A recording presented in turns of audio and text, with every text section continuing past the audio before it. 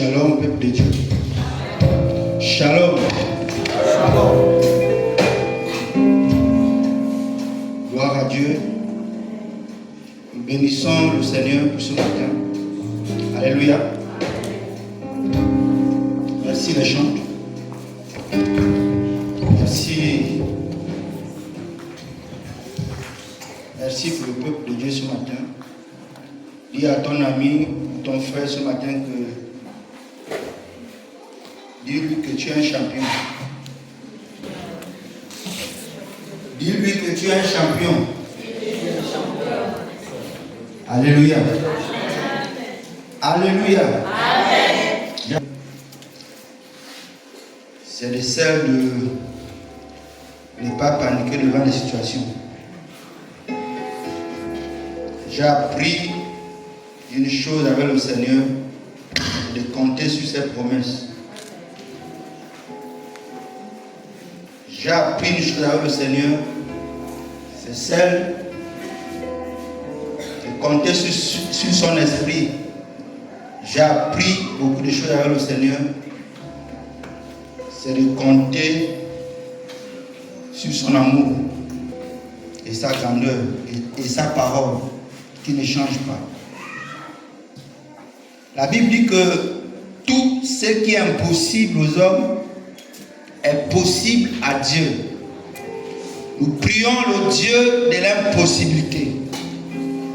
Le Dieu qui agit au-delà de notre entendement. Nous prions un Dieu qui a des pensées qui sont contraires à nos pensées. Il dit que nos pensées ne sont pas ses pensées. Les pensées de Dieu ne sont pas nos pensées. Amen. Amen. Nous sommes ce matin en présence de Dieu et Dieu compte sur nous. Et Dieu veut nous bénir ce matin au travers de sa parole.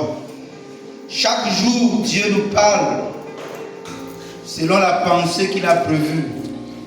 Et il y a un message pour nous chaque dimanche. Et il faut le saisir. Et il faut discerner ce qui est important. Cette œuvre a démarré depuis 2016. Depuis 1996, je vous l'ai dit, par un couple. Ils étaient que deux. Et après, une troisième personne est venue, une quatrième personne est venue, une cinquième personne est venue. L'église commence par deux personnes. Une personne, deux, trois, quatre. Au-delà de tout ce que nous sommes en train de voir et observer, Dieu n'a pas changé. Dieu a un plan.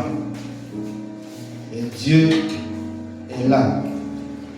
Est-ce qu'on peut dire Amen? Amen. Est-ce qu'on peut dire Amen? Amen. C'est la raison ce matin que j'ai commencé pour dire tu es un champion. Le champion ne perd pas. Parce qu'il sait réellement ce qu'il entend.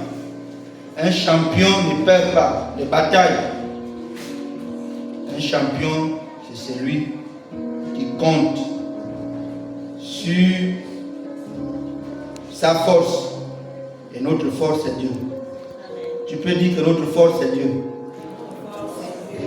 Alléluia. Nous voulons prendre nos Bibles ce matin dans le livre de Psaume, chapitre 34. On va lire les vers 8 jusqu'au verset 9, 10. Psaume chapitre 34, verset 8 à 10. Je lis la parole de Dieu dans Psaume 34, 8 à 10. L'ange de l'Éternel campe autour de ceux qui le craignent et il les arrache Sentez et voyez combien l'Éternel est bon. Heureux l'homme qui cherche en lui son refuge. 10. Craignez l'Éternel, vous ses saints, car rien ne manque à ceux qui le craignent. Amen. Également, dans ma version, je crois que c'est la même. L'ange de l'Éternel campe autour de ceux qui le craignent et les arrache au danger. Sentez et voyez combien l'Éternel est bon. Heureux l'homme qui cherche en lui son refuge. Craignez l'Éternel, vous ses saints, car rien ne manque à ceux qui le craignent. Est-ce qu'on peut dire Amen? Rien ne manque à ceux qui le craignent. Rien ne manque à ceux qui le craignent. Tu peux dire rien ne manque à ceux qui le craignent. Rien ne manque à ceux qui le craignent. Rien ne manque à ceux qui le craignent. Gloire à Dieu. La crainte de Dieu. Nous parlons ce matin de la crainte de Dieu. C'est le sujet que nous voulons débattre ce matin. C'est des choses, parfois, qu'on pense que c'est pas tellement fort. Mais la crainte de Dieu est tellement importante. La crainte de Dieu. C'est quoi la crainte? La crainte, c'est l'attitude du croyant envers Dieu. C'est aussi le respect ou la soumission. La crainte ici, c'est l'attitude du croyant envers Dieu. C'est aussi le respect ou la soumission. La crainte aussi, c'est un sentiment de trouble ou d'inquiétude. La crainte aussi, c'est un sentiment de trouble ou d'inquiétude de l'âme. Parfois, il arrive qu'on est dans une position de trouble parce qu'on craint à une situation qui veut nous arriver. C'est un peu ça, la crainte. Est-ce qu'on peut dire Amen? Amen. Alléluia. Amen. Je vais relire notre texte de ce matin. L'ange campe autour de ceux qui le craignent et les arrache de tout danger. Ça veut dire simplement, on doit comprendre ce matin que dès que nous donnons nos vies au Seigneur, il y a un ange qui vient camper autour de nous. L'ange ne vient pas ici pour venir nous leur partir. L'ange ne vient pas ici pour venir juste rester avec nous pour quelques heures et partir. Mais l'ange de l'Éternel campe. Camper, ça veut dire simplement résider ou rester. C'est quand on a un peu, je peux prendre l'exemple, avec l'armée. On peut envoyer l'armée aller soit secourir un pays, voisin, peu importe. Et quand l'armée part, ils vont forcément résider dans un coin, ils vont rester dans un coin pour un objectif atteint, jusqu'à ce que l'objectif soit atteint. Donc l'ange de l'Éternel campe autour de ceux qui le craignent. Et l'ange de l'Éternel est celui-là qui veille sur nous. L'ange de l'Éternel est celui-là qui veille sur nous. Est-ce que tu peux dire Amen? Est-ce que tu es conscient de cette réalité ce matin?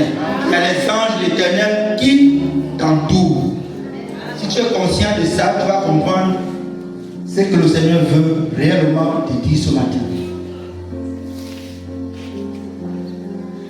Le jour où nous rentrons dans la liste des justes, à ce net moment, il y a un ange qui descend.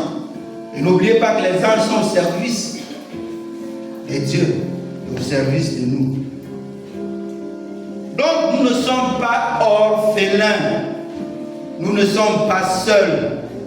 Voilà pourquoi le chrétien n'est pas n'importe qui. Et la vie chrétienne, c'est une vie de victoire. Et la victoire, nous, ce n'est pas nous qui combattons, mais c'est Dieu qui combat pour nous au travers des anges. Nous ne combattons plus pour la victoire, nous sommes dans la victoire. Parce que les anges combattent pour nous. Donc, dès qu'un juste vient dans la présence de Dieu, donne sa vie au Seigneur, il y a un ange que le Seigneur envoie pour te secourir. Et les chrétiens aujourd'hui ont tellement peur. C'est comme s'il n'y a pas eu une armée qui nous soutient. C'est comme si on était orphelins. Dis à ton ami, arrête avec ça. Avec cette attitude. Comment on peut, s'il n'y a pas une armée avec nous, nous avons une armée qui campe. Dieu ne se contredit pas dans sa parole. Nous avons une armée qui campe autour de nous, autour de ceux qui nous craignent. Ceux qui le craignent. Il y a une catégorie. Ceux qui le craignent. Donc Dieu envoie un ange pour venir camper. Camper autour de nous. On peut parler du campement. Donc les anges de Dieu sont là. Souvent quand on prie, on dit l'ange de l'Éternel campe autour de ceux qui le craignent, il les arrache de tout danger. Sinon je vais dormir. Que tes anges viennent autour de moi. Mais ils sont déjà là. Ils sont là. Ils sont déjà là avec toi. Ils sont là. N'ayez pas peur. Donc, le Seigneur établit son campement. Les anges établissent le campement autour de nous. Pour nous secourir. C'est important. Nous allons voir ce matin 3, sinon 5 vérités. La première vérité ici est que la crainte de Dieu nous sécurise des dangers. La crainte de Dieu nous sécurise des dangers. Nous avons la sécurité quand nous créons l'Éternel. Il y a des anges qui nous sécurisent. Vous allez partir au palais là-bas, vous allez voir que le président est sécurisé parce qu'il y a des anges qui sont là. Les anges, si on veut parler des militaires, ils sont là avec les fusils. Mais nos anges sont plus que les militaires. Est-ce qu'on peut dire Amen? Amen. Nos anges sont plus que les militaires. Donc nous sommes en sécurité. Tu es dans ta maison, tu es en sécurité. Tu es en forêt, tu es en sécurité. Tu es partout, tu es en sécurité. Tu es dans la voiture, dans l'avion, peu importe. Vous êtes en sécurité.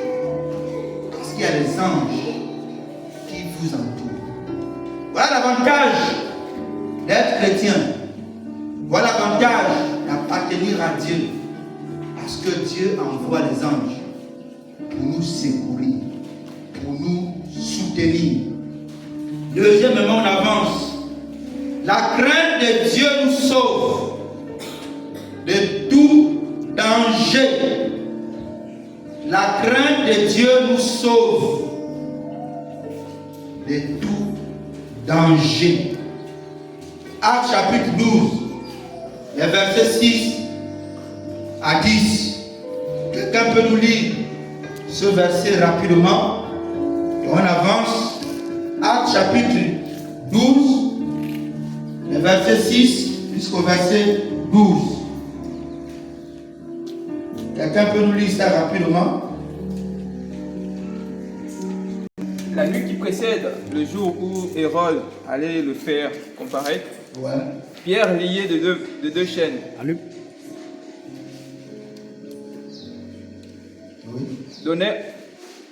dormait entre deux soldats. Et les sentinelles devant la porte gardaient la prison. Et voici un ange du Seigneur survint, et une lumière brilla dans la prison. L'ange réveilla Pierre en le frappant au coude, et en disant, « Lève-toi !» Promptement, les chaînes tombèrent de ses mains. Et l'ange lui dit, « Mets ta ceinture et tes sandales. » Et il fit ainsi. L'ange dit encore, « Enveloppe-toi de ton manteau. Et ensuite, suis-moi. » Pierre sortit et le suivit, ne sachant pas que ce qui se faisait par l'ange fut réel, et s'imaginait avoir une vision. Lorsqu'ils eurent passé la première garde, puis la seconde, ils arrivèrent à la porte de fer qui menait à la ville et qui s'ouvrit d'elle-même. Devant eux, ils sortirent et s'avancèrent dans une rue. Aussitôt l'ange quitta Pierre. Amen. Est-ce qu'on peut acclamer le Seigneur?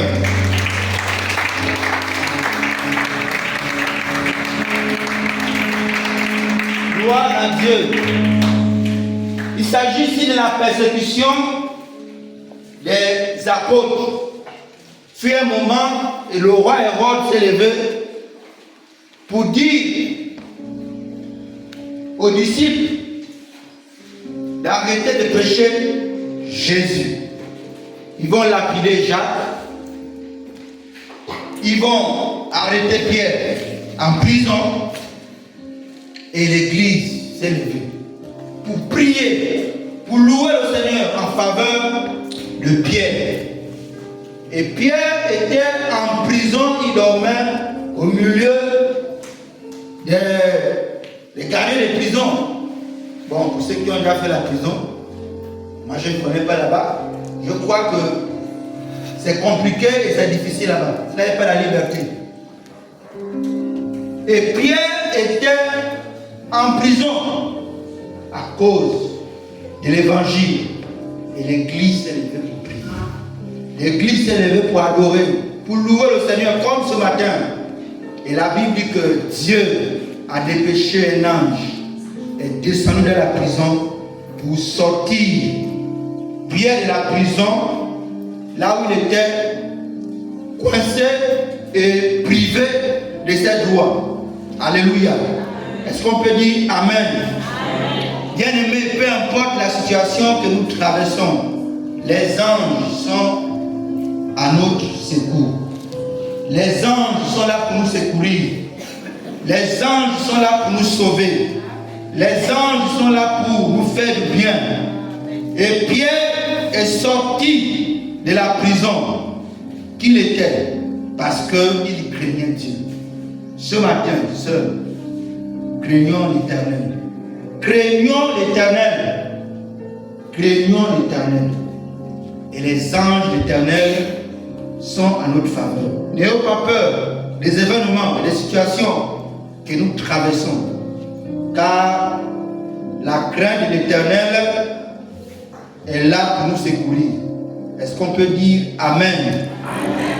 Alléluia. Amen. Amen, amen. La situation que tu traverses, je ne sais pas laquelle, mais ce matin, je t'annonce que Dieu ne t'a pas oublié. Dieu ne t'a pas oublié.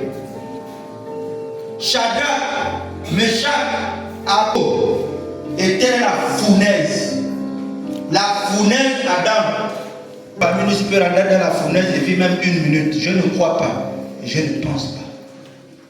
Mais les deux sont rentrés dans la fournaise. Dans la fournaise. Et la Bible dit que ils sont restés dedans sans se brûler.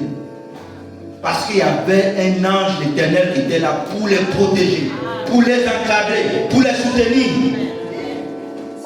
Est-ce qu'on comprend ça ce matin? Je ne sais pas quelle fournaise que tu traverses. Je ne sais pas quelle situation que tu traverses. Mais nous, on traverse une situation ici.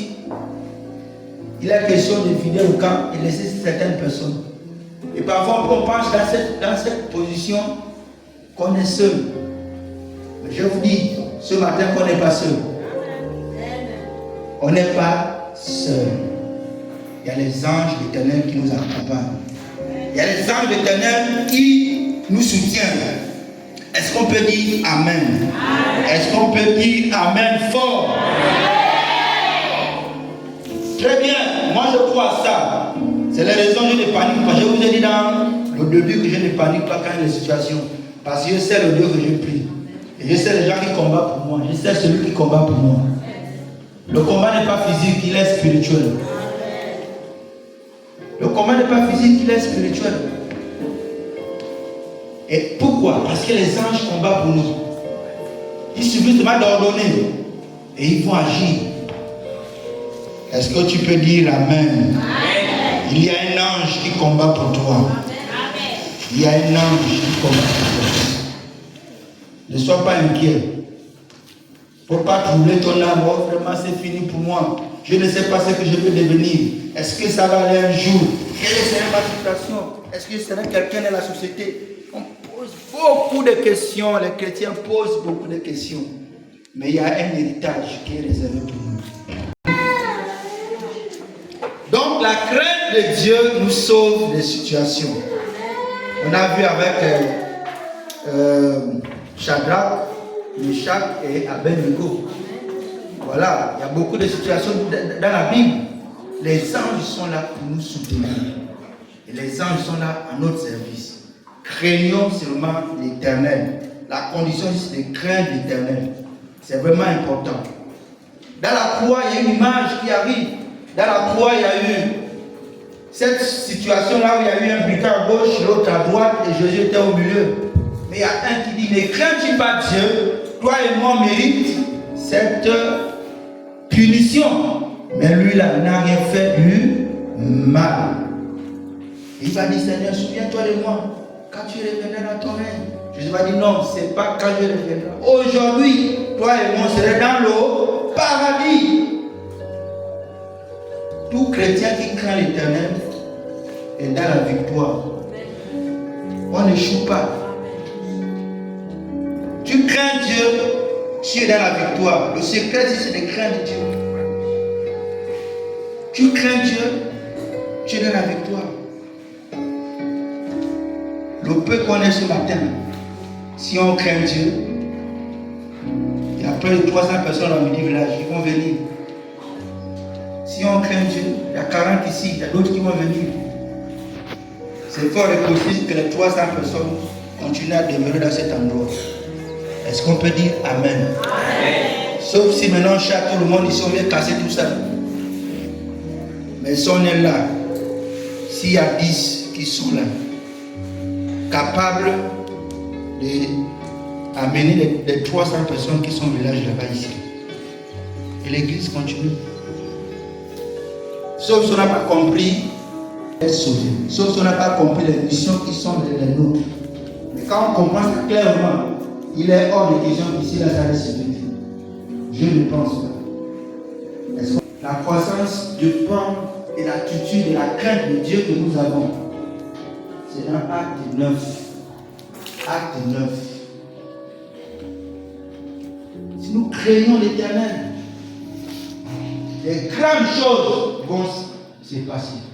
Parfois on pense que c'est dans l'attitude, dans l'habitude. Mais ça va être 5, 6, 7, 9, 10. La Bible dit qu'ils étaient 12. Quelqu'un avait déjà dit ça ici. Bouleverser le monde. Mais nous sommes plus que 12. Pourquoi alors avoir peur? Alléluia. Pourquoi avoir peur? C'est fini. Quand il dit c'est fini. Écoutez, le nom connaissant que Dieu reste le nom de l'histoire. Ça va remonter. Est-ce qu'on aime? La prospérité va arriver d'une manière et d'une autre. Parfois on se décourage et on dit que bon, est-ce que quelque chose de bon peut sortir de la vie? Parce qu'on pense que là, c'est fini. Quelque chose de bon peut encore sortir là. Moi je ne crois pas ça. Est-ce qu'on peut dire Amen? Amen, amen. Amen. Craignons Dieu.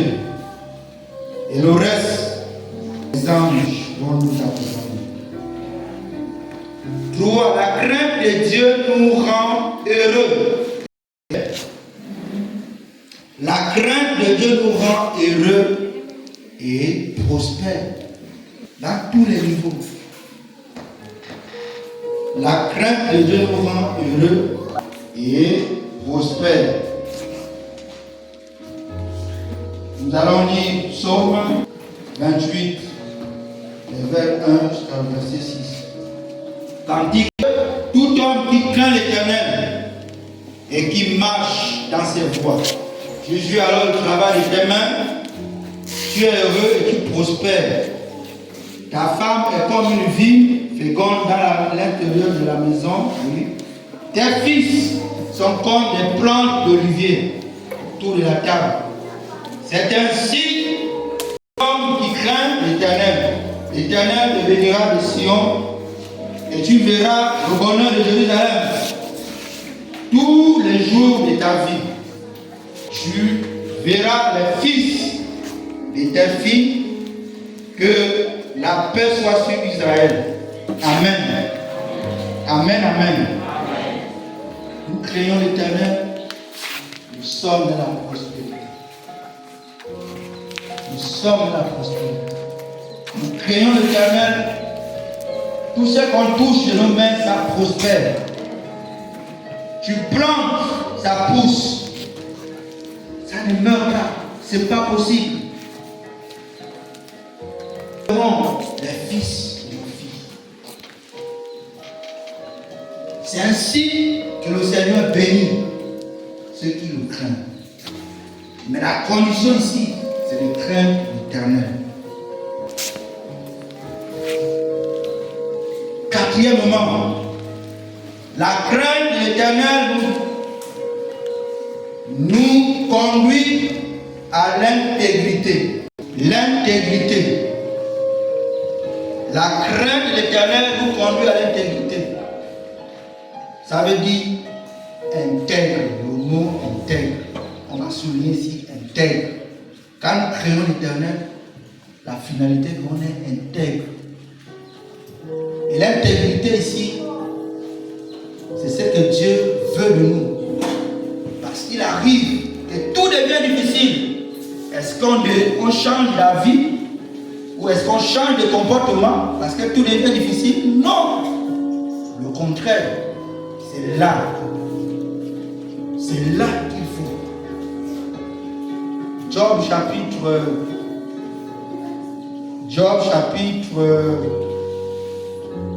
2, verset 3. Quand le diable passe, et Dieu pose la question expressément: as-tu vu mon fils, mon serviteur Job? C'est un homme intègre. Bien aimé, dans les situations que nous traversons, restons intègres. Restons intègres. N'abandonnons pas la foi. Et ne reculons pas. Restons intègres. Il arrive un moment que tout devient difficile. C'est-à-dire, tu ne vois plus rien. Oh Seigneur, qu'est-ce qui se passe? Pourquoi ça? Pourquoi ça? Sœur, frère, reste intègre. Ne change pas l'attitude. Ne change pas l'attitude.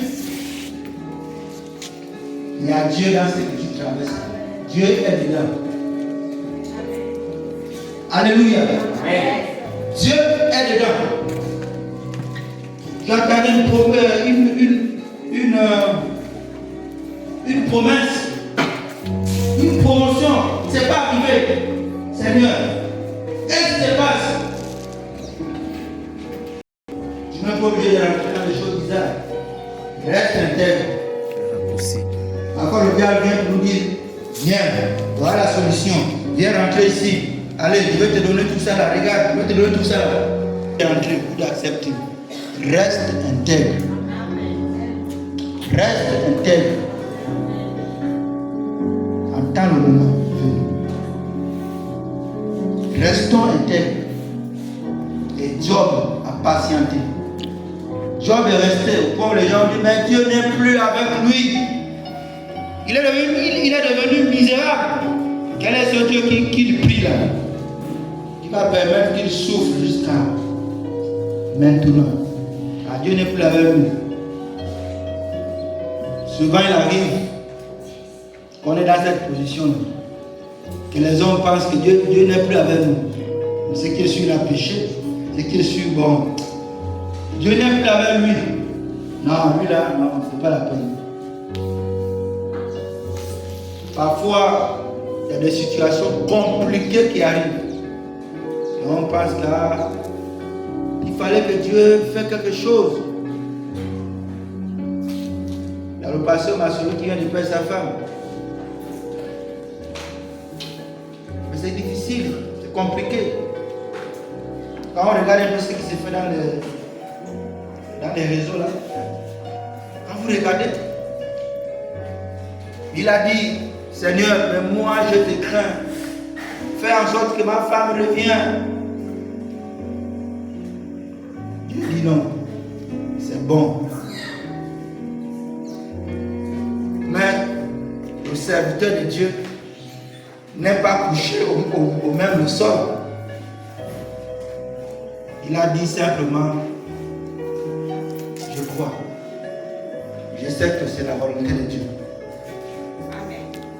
Il a dit, je ne force plus. Au début, il voulait forcer. Il a dit, ah, je respecte la volonté de Dieu. Mais nous là, position comme ça, et il y a les autres qui dorment même le sol. Les autres marchent maintenant pieds nus. Tous 3 jours, on marche maintenant les pieds au sol. 4 jours parce qu'on est en deuil. On ne veut plus rien faire. Même préparer, on ne prépare plus.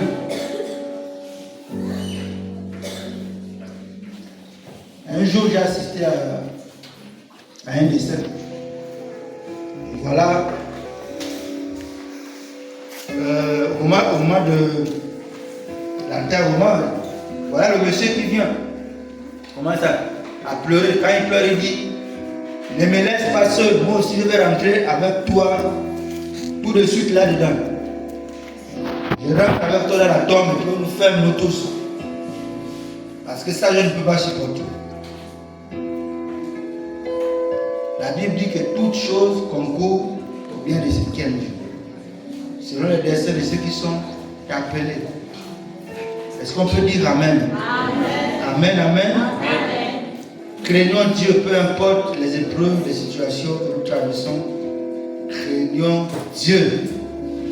Ne changeons pas d'avis ou ne rentrons pas dans la tromperie de l'ennemi. Ne prenons pas de raccourcis. Parce que tout devient difficile. Restons intègres et craignons Dieu. 5e et enfin, la crainte de Dieu nous conduit à la croissance spirituelle et dans tous les niveaux. Quand tu crains Dieu, ton ministère est tellement fort, ça monte au fur et à mesure. Parce que Dieu travaille avec les gens qui le craignent. Est-ce qu'on peut dire Amen? Dieu travaille avec ceux-là qui le craignent, ceux-là qui l'honorent, parce qu'il honore ceux-là qui l'honorent. Et la croissance du but de l'Église part également de la qualité des personnes qui sont dans cette Église. La crainte de Dieu nous amène à une croissance spirituelle. Ça veut dire l'honneur qu'on est resté là, si on craint Dieu, sur nos actions que nous posons, des actions qui craignent Dieu, des actions qui plaisent à Dieu, le témoignage il est favorable, les gens vont venir à gauche et à droite, venir adorer le Seigneur avec nous ici. Et les choses vont reprendre comme avant, même si on est 10 ou 15. Si tu crois à ça, tu peux acclamer le Seigneur.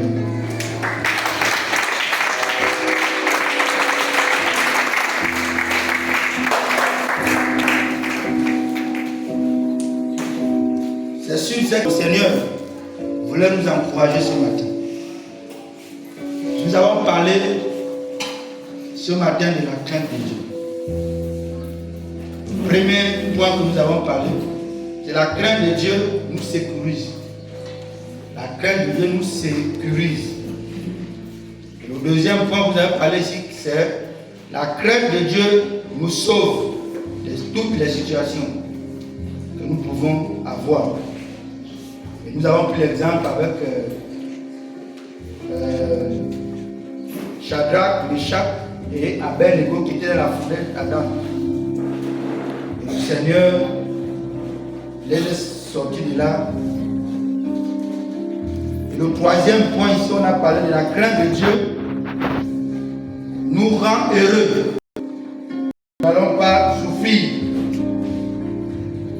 Le quatrième point, nous avons parlé ici, que la crainte de Dieu nous conduit à l'intégrité. Quand nous craignons Dieu, nous sommes intègres. On ne change pas la vie, peu importe tout ce qui peut nous arriver, nous sommes toujours intègres. Cinquièmement, nous avons parlé, la crainte de Dieu nous conduit à une croissance spirituelle dans tous les niveaux. Et c'est un message tellement large. Il y a plusieurs points qu'on peut développer sur la crainte. Elle nous donne aussi la sagesse. Elle nous donne la sagesse de mieux gérer notre vie, mieux gérer l'œuvre de Dieu, et gérer nos départements et nos mouvements. Il y a tellement de choses qu'on peut dire ici. Retenons ce matin les saints. Et nous allons bouleverser cet endroit. Nous allons bouleverser le monde. Si tu es d'accord avec moi, tu peux dire Amen. Amen. Que Dieu bénisse sa parole ce matin.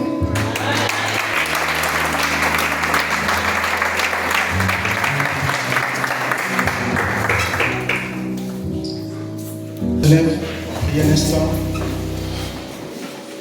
Nous avons compris les vertus que produit la crainte de Dieu. Nous avons compris que la crainte de Dieu produit en nous beaucoup de choses ce matin. Et il y a cinq vertus qui nous ont été données ce matin. Chacun de nous va prier et dire à Dieu, aide-moi à comprendre que la crainte de ton nom est une grande richesse. À comprendre que la crainte de ton nom est une tour forte. C'est ce que dit la Bible. La crainte de l'Éternel, le nom de l'Éternel est une tour forte. C'est là où le juste se réfugie. Lorsqu'il traverse les difficultés, lorsqu'il traverse les circonstances, la crainte de Dieu ne l'expose pas. Mais la crainte de Dieu le régénère. La crainte de Dieu le fortifie. La crainte de Dieu l'amène à traverser les circonstances avec sérénité.